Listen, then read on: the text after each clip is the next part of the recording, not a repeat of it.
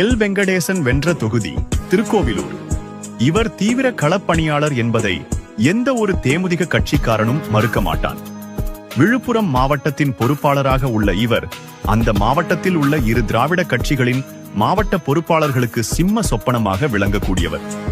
திராவிட முன்னேற்ற கழகத்தின் முன்னாள் அமைச்சர் பொன்முடி மற்றும் அண்ணா திராவிட முன்னேற்ற கழகத்தின் முன்னாள் அமைச்சர் சி.வி. சண்முகம் கோலோச்சும் விழுப்புரம் மாவட்டத்தில் அவர்களுக்கு இணையாக தேசிய முற்போக்கு திராவிட கழகத்தை கட்டுக்கோப்பாகவும் சிறப்பாகவும் வழிநடத்தி கொண்டிருப்பதிலேயே இவரின் களப்பணியை உணர்ந்து கொள்ள முடியும். கட்சிக்காரர்களிடம் எளிமையுடன் பழகக்கூடியவர்.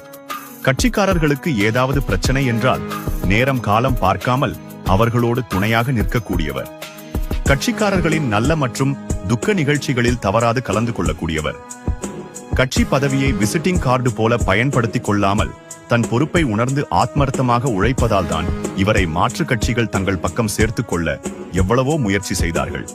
ஒருவேளை அப்படி சென்றிருந்தால் நிச்சயம் அமைச்சராக கூட அமர்ந்திருப்பார் என்பதில் எந்த ஐயமும் இருக்க முடியாது.